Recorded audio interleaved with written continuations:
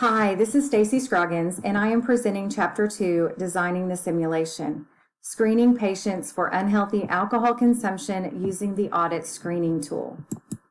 A brief review over Chapter 1 was when we presented the primary purpose of the simulation as guiding the educator-learner on how to design and perform a simulation that will teach healthcare students how to talk to patients about alcohol consumption and perform a routine screening and brief intervention to patients with unhealthy alcohol consumption in a clinical setting. And as I'm sure you may be aware, patients with unhealthy alcohol consumption often go undiagnosed and may present with significant illness and a disease burden. The current recommendations are that healthcare providers screen all patients ages 18 years and older at least once per year on unhealthy alcohol consumption, and according to the score of their audit, provide education, brief intervention, or referral to treatment according to their score. And the purpose of this simulation is to teach healthcare students how to do the screening as well as to become more comfortable talking to patients about their alcohol use. Chapter 2 is where we will talk about actually designing the simulation, and we will go over our goals and the overall methods that we can use in order to set this into place. So conducting alcohol use screening is going to require a selection of standardized patients. We need to develop a script for the patients to use, and we need to determine a location where we can have the simulation that will maintain fidelity to the clinical settings.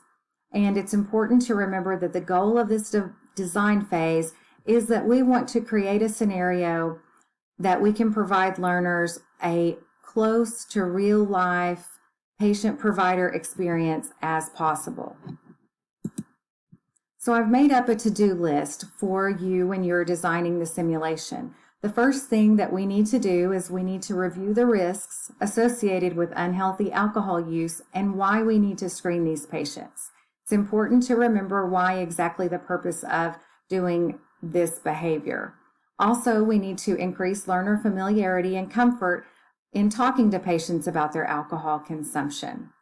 The next step is we need to find and select standardized patients, followed by creating a script for the standardized patients and team members to use. And we need to build our team, a team of support staff, a medical personnel for participation in the simulation. And lastly, we need to find a place that we can hold the simulation, and we need it to be as close to a real-life clinical scenario. So in review of the risks that are associated with unhealthy alcohol consumption is, again, it causes significant illness, disease burden, trauma, prolonged hospitalizations, and death. And the majority of excessive drinkers are often undiagnosed, and they present with symptoms and complaints that seemingly are unrelated to their alcohol consumption. So next on the list is recruiting the standardized patients. So who exactly are we looking for to be in our simulation? We would like to find individuals that have strong communication skills and they have the ability to take direction. We would like for them to be able to take our direction and follow our suggestions.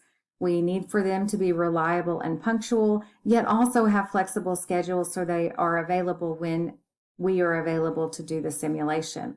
We need them to be willing to participate in mock interviews and physical exams, and also be willing to learn the assigned case thoroughly. It would be helpful if they pay attention to detail with good memory, concentration, and the ability to stay in character for the length of the simulation. Also, we need for them to consent to video and audio recording. Next, we need to recruit our team members. We need some support team and a medical team. Teamwork is one of the key components of having a successful simulation.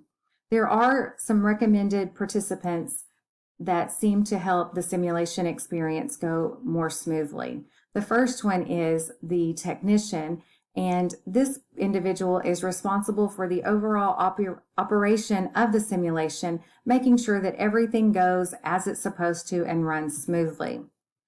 Another vital person is a debriefer, and the debriefer is responsible for observing the scenario, taking notes, making notations of where we can give learner feedback later as we facilitate, or as the debriefer facilitates the discussion after the simulation is over.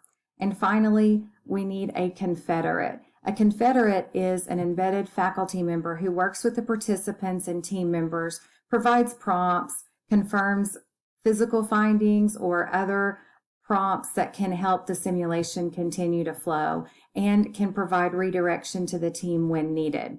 We also may need a videographer to help record.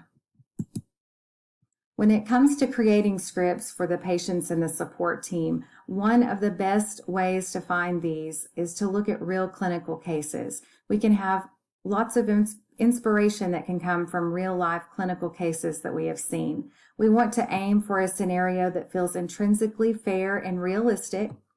And we might also look to social workers, behavioral health, licensed alcohol and drug counselors to help us ensure that the script maintains scenario fidelity. Also, we need to remember our learner needs and abilities in the forefront of the scenario design. And finally, it was a good idea to create a presentation portfolio. Online portfolios are a collection of your work that shows the effort, progress, and achievements that you have made in specific areas. And when you have designed this simulation, you can include this in your online portfolio.